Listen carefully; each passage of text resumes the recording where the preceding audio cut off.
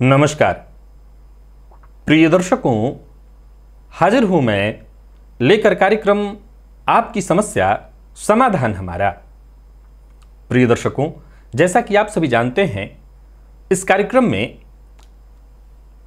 आपके उन प्रश्नों को सम्मिलित किया जाता है जो सार्वभौमिक समस्या के रूप में हो और उन्हीं प्रश्नों के ऊपर यह कार्यक्रम आधारित है। इस कार्यक्रम में मैं आपके उन सार्वभौमिक समस्याओं का समाधान बताता हूं। प्रिय दर्शकों, प्रारंभ में ही बताते चलूं, अगर आप इस कार्यक्रम में सम्मिलित होना चाहते हैं, यानी आप अपने प्रश्न इस कार्यक्रम में सम्मिलित करवाना चाहते हैं, अगर आपके पास कोई ऐसा प्रश्न है जैसा कि आपको लगता है कि यह सार्वभौमिक प्रश्न है, हर दूसरे तीसरे घर में ऐसी समस्या है, तो आप अपने प्रश्न अवश्य ही कमेंट में लिखिए। वहां से आपके प्रश्न का चुनाव होगा। चलिए बिना विलंब के कार्यक्रम प्रारंभ करते हैं।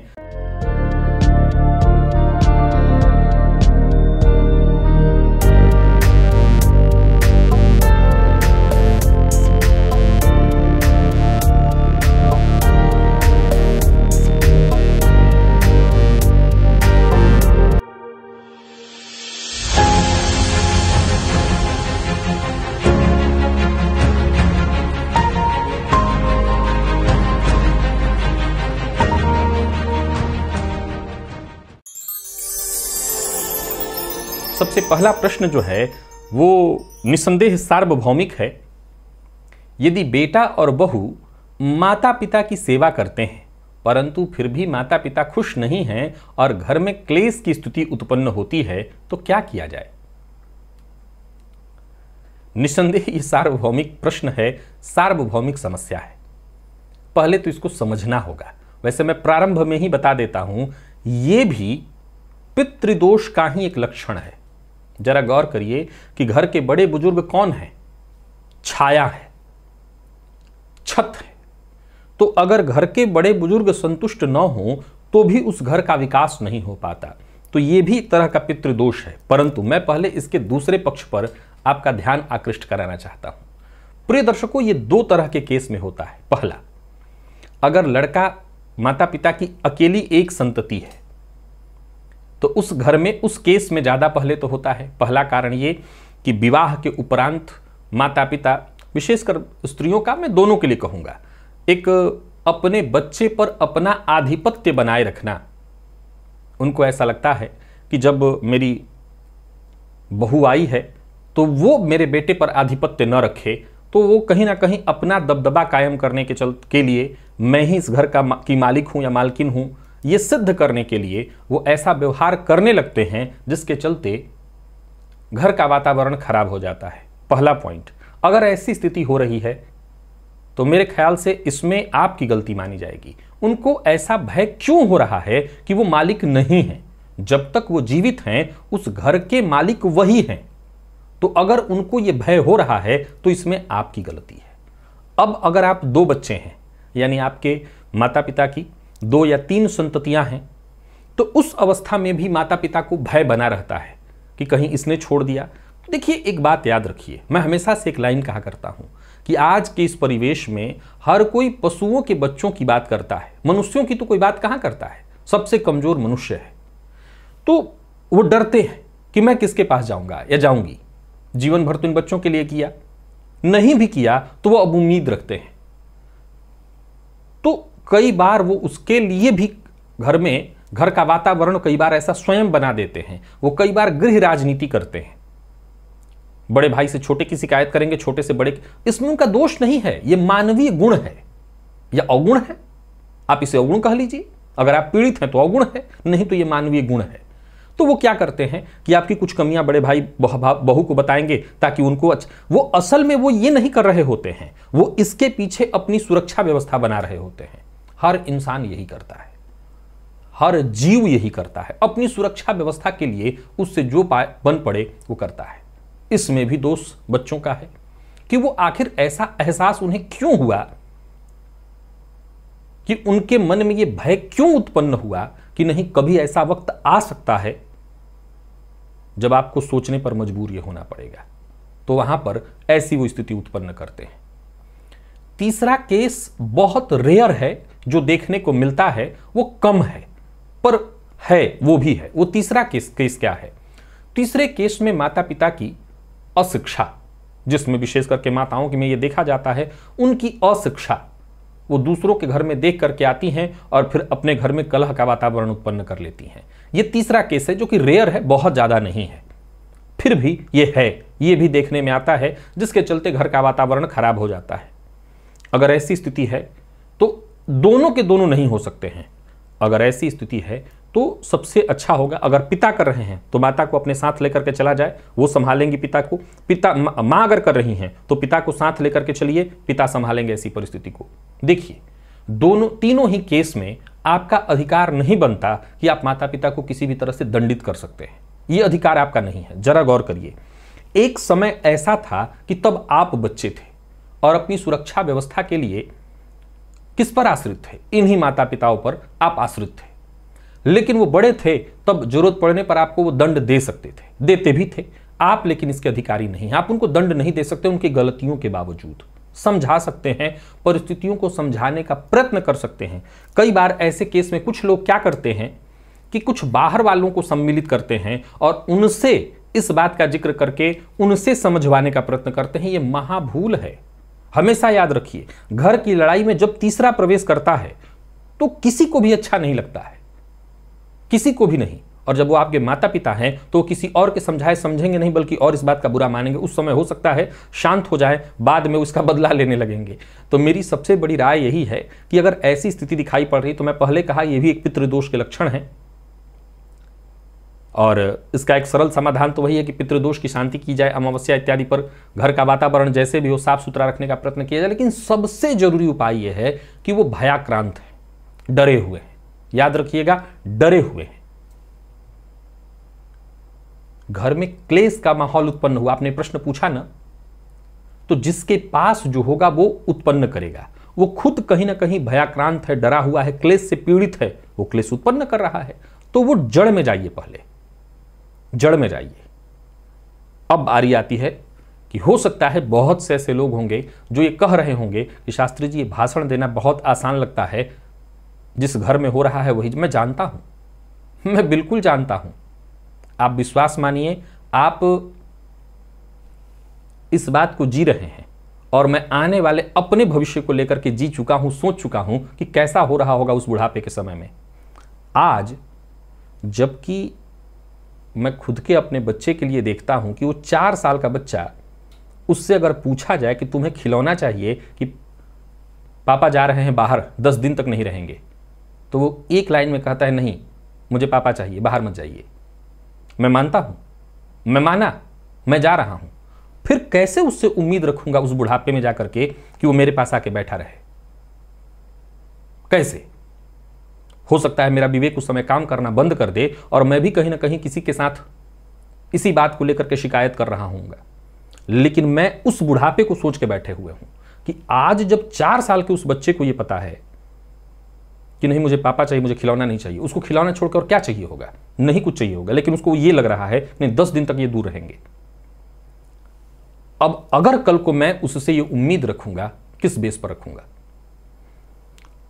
आपके माता पिता ने भी कुछ ऐसा किया, आपने भी ऐसा कुछ किया। हर घर में ऐसा कुछ ना कुछ है। हम खुद गलती ऐसी करते हैं और उस गलतियों का दंड हमें मिलता है। जहां माता पिता के साथ भी ऐसा हो रहा है, उन्होंने भी आगे किया होगा। अब आज देखिए वो फिर पड़े हुए हैं, लेकिन मेरी राय है सुधारा जा सकता है। अब भी यही सुधारिए, नहीं तो कल फिर आपको भोगना है। मालिक उन्हें बनाइए, वो न भी बने तो उन्हें मालिक बनाइए। 4 पैसे भी आपके हाथ पर आए तो उन्हीं को ला करके दीजिए। मालिक सिर्फ वही है, आप नहीं। जब तक वो जीवित है आप मालिक हो ही नहीं सकते। उनको ये भय है, इसलिए घर का वातावरण ऐसा है। आपको 4 पैसे भी मिलते हैं तो 4 पैसे उनके हाथ पे लाके दे दीजिए। और ये पति पत्नी दोनों को मानना होगा, दोनों को। कैसे होगा क्लेश? नहीं होगा। अगला जो प्रश्न है, जिसकी समस्या का समाधान जानना है, यह प्रश्न है, क्या जादू टोना तंत्र मंत्र के द्वारा किसी की भी शादी, नौकरी, उन्नति को प्रभावित किया जा सकता है? अगर ऐसा है तो इसका उपाय बताइए। बिल्कुल किया जा सकता है। मैं इस बात को ऐसे समझाया करता हूं। देखिए, तंत्र मंत्र करने वाले आज के इस परिवेश में ऐसे नहीं हैं जो इस कदर कोई बड़ा तंत्र कर दे, लेकिन समस्या क्या है, मैं इसका एक सरल तर्क दिया करता हूं कि गोली जो किसी की जान ले ले वो मात्र 80 रुपए की आती है या 82-85 रुपए की, लेकिन बुलेट प्रूफ जैकेट ये बहुत महंगा है। जान बचाना बड़ा महंगा है, जान लेना आसान। तंत्र प्रयोग के नाम पर जरूरी नहीं है कि एकदम विधि विधान से तंत्र प्रयोग ही करे, नजर ही लग जाती है। नजर लग जाने के चलते भी कई बार होता है। बहुत सरल समाधान है, बड़ा ही सरल। अगर किसी ऐसे व्यक्ति को लग जाए तो एक तो सामान्य ही होता है, पर अब होता भी है, जैसे मान लिया जाए कि एकदम सचमुच कोई पीछे पड़ा हुआ हो, आपका कपड़ा खोला हुआ ले गया है, आपके बाल, नाखून, इन्हीं चीजों पर तंत्र प्रयोग होता है। बिना आपके एक तंत्र प्रयोग फोटो इत्यादि पर भी होता है, लेकिन वो इतना प्रभावशाली कभी नहीं हो सकता जितना वस्त्र इत्यादि पर होता है। तो तंत्र प्रयोग वस्त्र आपका खोला हुआ ले गया है, आपके बाल उसको मिल गए हैं, आपका नाखून, आपकी चीजें उसको प्राप्त हो गई हैं, तो हाँ, इन चीजों पर तंत्र प्रयोग हो सकता है और हो जाता है। लेकिन आमतौर पर अगर ऐसा नहीं है तो फिर उस अवस्था में घर में गंगा जल छिड़कना, शंख के जल को छिड़कना, हनुमान चालीसा का पाठ इत्यादि करना, इन छोटे छोटे उपायों से भी ये चीजें शांत हो जाती हैं। तो आप पहले देखिए कि क्या घर से कोई वस्त्र इत्यादि गायब है, क्या इतना सहज है आपके घर से आपका खोला हुआ वस्त्र लेकर के जाना। अगर ऐसा है तो हाँ, तंत्र प्रयोग हो गया, फिर तो इसका काट कराना पड़ेगा। अब आज के इस परिवेश की सबसे बड़ी समस्या ये है कि सही तांत्रिक आपको नहीं मिलेंगे, पर फिर भी अगर देखें तो वैदिक शास्त्र में भी इसके लिए उपाय है, और वो है विपरीत प्रत्यंगिरा का प्रयोग। उस प्रयोग से भी किसी भी तरह के तंत्र मंत्र को काटा जा सकता है। तो सही जो जानकार दीक्षित ब्राह्मण हैं, उनके द्वारा विपरीत प्रत्यंगिरा का प्रयोग करा करके आप इस तंत्र मंत्र को कटवा सकते हैं। तीसरा प्रश्न जो है ये भी सार्वभौमिक है, इन्होंने पूछा है, छोटे बच्चे को अक्सर बीमारी की शिकायत होती है और कुंडली में विशेष दुर्योग ना हो, ऐसे में भी तो क्या उपाय करें। देखिए मैं आपको बता देता हूं, इस पर वीडियो बना चुका हूं और बताया भी हूं। बाल्यकाल पर चंद्रमा का प्रभाव होता है। 100 में से 90% कुंडलियों में आपको चंद्रमा किसी न किसी तरह से प्रभावित दिखाई पड़ेगा, पीड़ित दिखाई पड़ेगा, प्रभावित दिखाई पड़ेगा। तो बच्चों पर मूलतः चंद्रमा का प्रभाव होता है, फलतः उनका स्वभाव घटना बढ़ना लगा रहता है। ऊपर से अगर आप थोड़ा सा गोचर को समझने का प्रयत्न करेंगे तो जब राशि से बच्चे के 6वें 8वें में चंद्रमा गोचर करते हैं, 12वें में गोचर करते हैं, 4थे 6वें 8वें 12वें चंद्रमा जब गोचर करते हैं, तो ऐसी अवस्था में बच्चों के स्वास्थ्य में परेशानी, और जिनकी कुंडली में चंद्रमा कमजोर है उनको विशेष रूप से स्वास्थ्य की परेशानियां दिखाई पड़ने लगती हैं। कुछ नहीं करना, घबराने की आवश्यकता नहीं है, चंद्रमा का उपाय करिए। चंद्रमा के उपाय करने से, इसलिए बच्चों को प्रायः चंद्रमा पहनाया जाता है।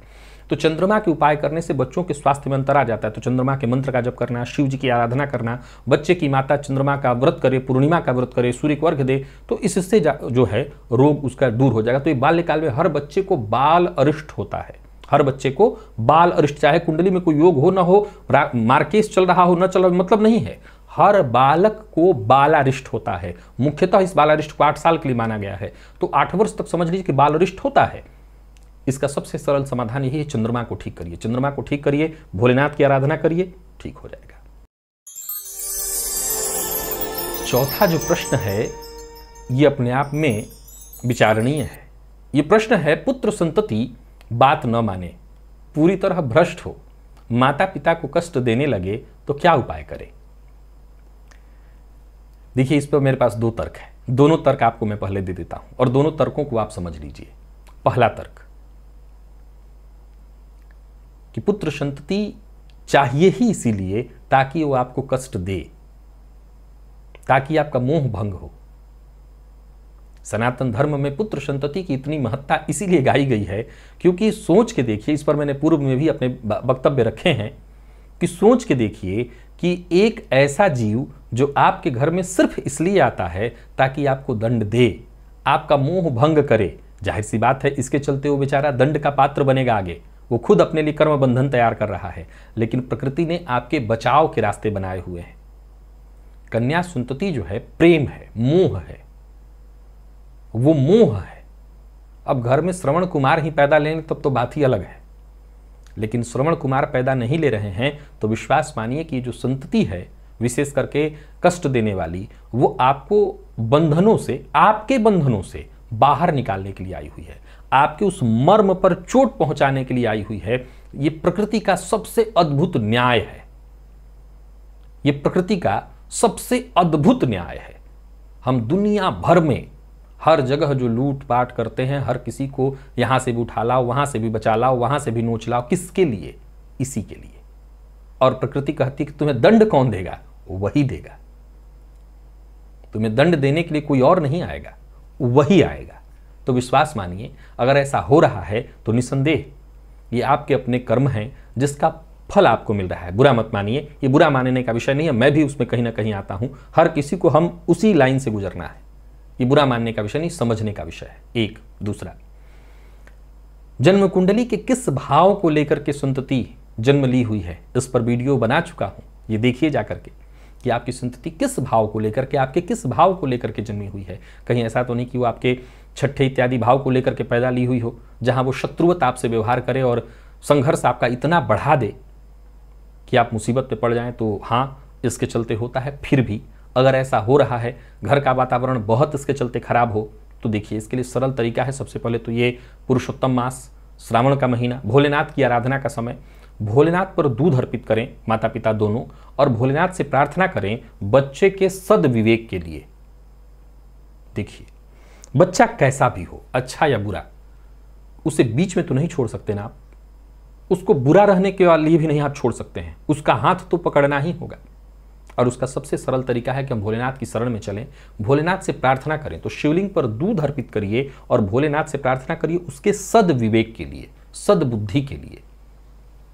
एक और बात, ये समाज चाहिए न चयदाच यथा चयदाच यच्च, हम जब जैसा जिसके साथ करते हैं वो वैसा ही हमारे लिए लौट करके आता है। एक सूत्र यह भी कहता है कि आपने पूर्व जन्म में जिसको कष्ट दिया हो वही संतति के रूप में पुनः आपके घर आया है, जो अब आपसे वो कर्म का बंधन, कर्म पूरा कराएगा, वो बदला लेगा। कर्म बंधन समाप्त नहीं होते हैं बिना भोगे। तो अगर ऐसा हो रहा है तब भी गुरुवार का व्रत करिए, भोलेनाथ के साथ भगवान बृहस्पति से प्रार्थना करिए। दो ही रास्ते हैं, या तो अपने आप को दंड दीजिए। व्रत नियम क्या करते हैं, वो एक तरह से अपने आप को दंडित करना। हम भूखे रहेंगे, दिन भर कुछ खाएंगे नहीं, खाने के बारे में सोचेंगे भी नहीं, भगवान का नाम, तो इससे प्रायश्चित्त होता है। तो प्रायश्चित्त करिए, प्रायश्चित्त करिए। प्रायश्चित्त करने से वो कर्म बंधन कट जाएंगे जल्दी। उधर से वो दंड दे रहा है, इधर से आप कुछ अपना करने लगेंगे, तो दोनों तरफ से जल्दी जल्दी कट जाएगा तो वो शांत हो जाएगा। वो आपको ऐसा। अच्छा, एक बात मुझे बताइए, मैं एक लाइन सिर्फ आपसे पूछना चाहता हूं, सिर्फ एक लाइन, दिल पे हाथ रखिए। कभी आप बच्चे रहे होंगे, कभी तो रहे होंगे, और आप भी अपने माता पिता से लड़ते ही होंगे या किसी न किसी, क्योंकि यह जनरेशन गैप होता है तो मतभेद होता ही होता है। क्या दिल से आप चाहते थे ऐसा करना? एक बार विचार करके बताइए। क्या हो सकता है आपकी संतति 4 कदम आगे निकल गई हो, यहां तक कि मैं ये तक सुनता हूं कि पीकर बच्चे आ रहे हैं, माता पिता पर हाथ उठा दे रहे हैं, मैं तो ये भी सुनता हूं। संभव है, ये सब कुछ संभव है। अब जैसा जिसने संस्कार या अनुशासन जो भी किया हो भगवान जाने, मैं उस सब पर नहीं जाना चाहता। पर कभी ना कभी आप भी क्या जानबूझ के ऐसा करना चाहते हैं? यहां तक कि जो पीने वाला हो वो भी बाद में पछताता है। मैं तो ऐसे भी लोगों से मिलता हूं, शास्त्री जी मैं तो मार दिया हूं, माता पर हाथ उठा दिया। तो मैं जितना हो सके उसको बोलता हूं कि अब जाओ, भोगना तो तुम्हें पड़ेगा ही। लेकिन अब वो क्या कर सकते हैं, उसको भोगना, उसका समय उससे करा रहा है। दोनों के दोनों कहीं ना कहीं उसी कर्म बंधन में फंस करके गोल गोल चक्कर काट रहे हैं। आप उसको क्षमा करिए, बस भोलेनाथ की शरण में आइए, भगवान बृहस्पति की आराधना करिए और पितरों की आराधना करिए। पितृ नाराज हों तब भी वंश गलत रास्ते पर जाता है, जिसके चलते आपको बहुत ज्यादा कष्ट देखना पड़ता है। और जो आखिरी प्रश्न है वो वैसे हर किसी के साथ नहीं, लेकिन जो ग्रामीण परिवेश से जुड़े लोग हैं उनके यहां है। घर में पुराने ब्रह्म इत्यादि के स्थान होने और उसके कारण घर के लोग पीड़ित हों, तो इसका क्या उपाय करें?